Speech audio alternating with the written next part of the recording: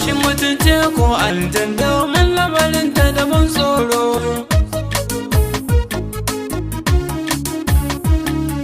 Haba mutunce saurara daga Mali ta zo muka sasanta. Nayi alkawarin zami aure kuma samsam ba zan rusa ba.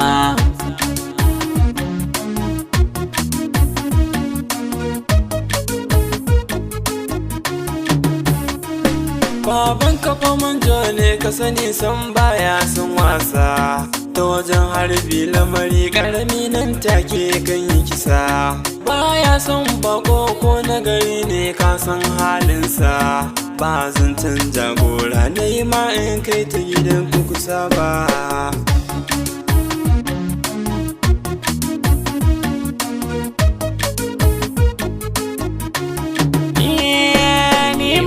Shaida yin haka ba faro ne ba, yakan yi abin da yake wannan ba komai ne ba. Amma fa ka gane na tambaye ta san ba ta amsan ba. Wallahi ina son ta kome ta yi ba zan daina baya.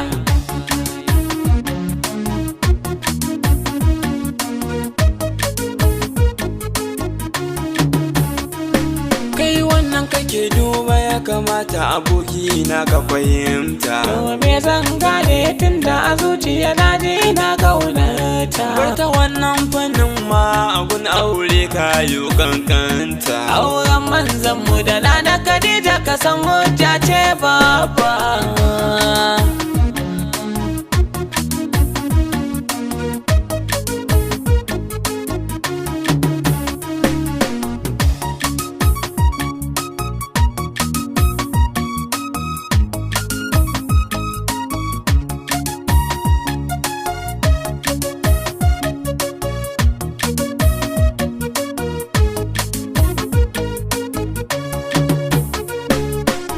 Shin mutunce ko aljan domin lamarinta da ban tsoro. Haba mutunce saurara, kyawunta nake hange amma lamarinta da dubawa. Na tambayi danginta ta ce duka sun yi karewa.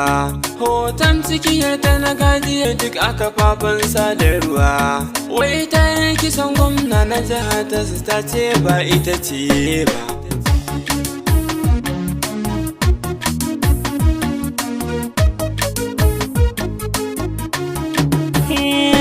Ka ji wannan bayani, wannan ba gaskiya ne ba.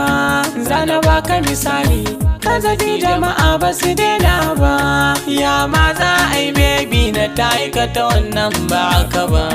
Ko da hannu ka sa a baki na ta ba za ta gasa ba.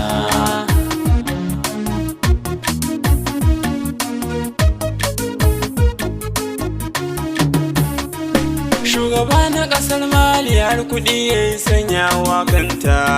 Miliyan 20 duk wanda ya ganta zai samu kyauta. Ko ka kai ta gidan ku ta bar ɗaki na ko ka miƙa ta. Zaɓi na wajen ka a yau domin ne ba zan ma tilas ba.